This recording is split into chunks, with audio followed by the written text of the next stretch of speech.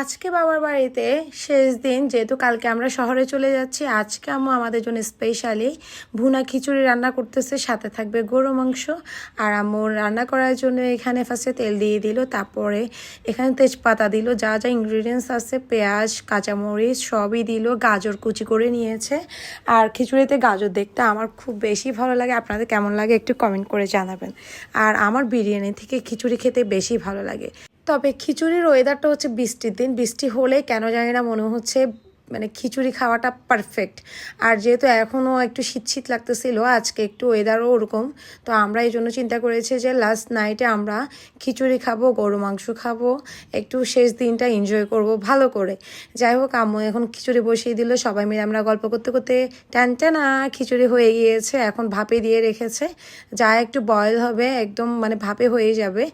এরপর আমরা এখানে আবার ডিম ভাজিও করতেছিল আম্মু। খিচুড়ির সাথে ডিম আর গরুটা বেশি জমে। তারপর বাইরে এসে দেখি বৃষ্টি যেহেতু হয়েছে, একদম গাছগুলো ফ্রেশ ফ্রেশ লাগতেছিল, তার মধ্যে শিউলি ফুল ফুটে আছে। আর এই ফুল দেখলে আমার ছোটো ফুফির কথা খুবই মনে হয়, কারণ আমার ফুফির নামও হচ্ছে শিউলি। যাই হোক, শিউলি ফুল ছোটোবেলার থেকে আমার ফুফির গাছ মনে করতাম, যার জন্য আমি মানে ফুফির নামে এই ফুল গাছটাকে চিনি। আমার ফুফিরা মাশাআল্লাহ অনেক বেশি ভালো, সবাই আমার ফুফিদের জন্য দোয়া করবেন। আমার এই শিউলি ফুলটা দেখে এখন আমার ফুফির কথা আরও বেশি মনে পড়তেছে। এরপর পরের দিন আমরা এখন গাড়িতে উঠে গেলাম, মন টন খারাপ সবার।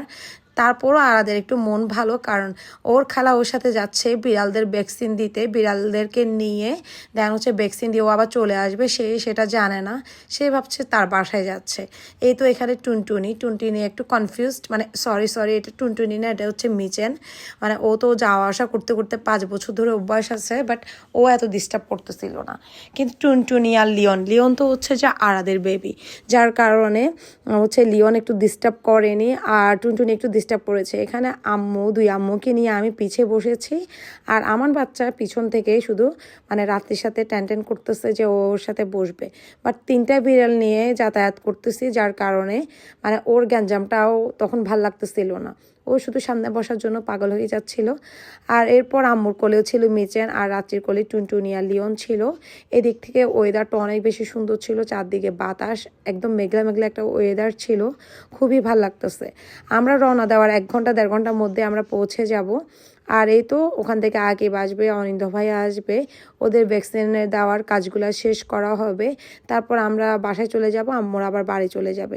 তখনই শুরু হবে আরাদের কান্নাকাটি। দেখেন এই ট্যামাটা কি করতেছে, এটা হচ্ছে টুনটুনি পুরা কনফিউজড। মানে ও রীতিমতো এত বেশি কনফিউজ যে ও কখনো জার্নি করে নাই। আর লিওন কনফিউজ থাকার পরও ও কোনো শব্দ করতেছে না, ও হচ্ছে একটা ভদ্র লিওন, মানে ভদ্র বেবি, মানে যার জন্য হচ্ছে যে ওর সবগুলা ট্যুরই দিতে পারবে। নেক্সট আমরা ইনশাল্লাহ ওকে কক্সবাজারও নিয়ে যাচ্ছি, বাট এই দুজনকে নিয়ে যাওয়া যাবে না। এ হচ্ছে বেশি চঞ্চল, মেয়ে বেবি তো, ওই জন্য বেশি চঞ্চল। ও মানে কেমনে খালি গাড়ি থেকে লাফ দিয়ে দিবে। আমরা এই জন্য এসি ছেড়ে রেখেছি, জানালা একদমই বন্ধ, যার কারণে ও যাওয়াটাও অত সহজ না। তারপর আমরা ভয় পাচ্ছিলাম যে ও কি করে। এরপর দেখতে না দেখতে আমরা চলে এলাম আমাদের গন্তব্যস্থানে। এই তো একটু পরে আমরা বাসায় নেমে যাব। বাসায় নামার আগে ওদেরকে নামিয়ে দিতে হবে যেখানে বিড়ালের ভ্যাকসিন দিবে, আমরাও যেতে হবে, না হলে আরাদ ওকে ছাড়তেছে না।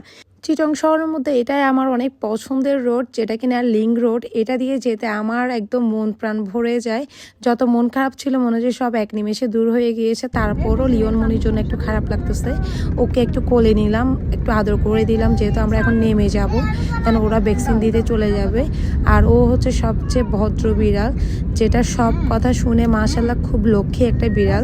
আমার বাচ্চা এটা চুজ করে রেখেছে ছোটোবেলার থেকে, এটা নাকি ওর বিড়াল। আসলে ওর বিড়ালটা একদম ওর মতো ভালো। এরপর ভ্যাকসিন দেওয়ার জন্য নিয়ে চলে গেল ডক্টরের কাছে। ভিডিওটা এই পর্যন্ত কেমন লেগেছে অবশ্যই কমেন্ট করবেন।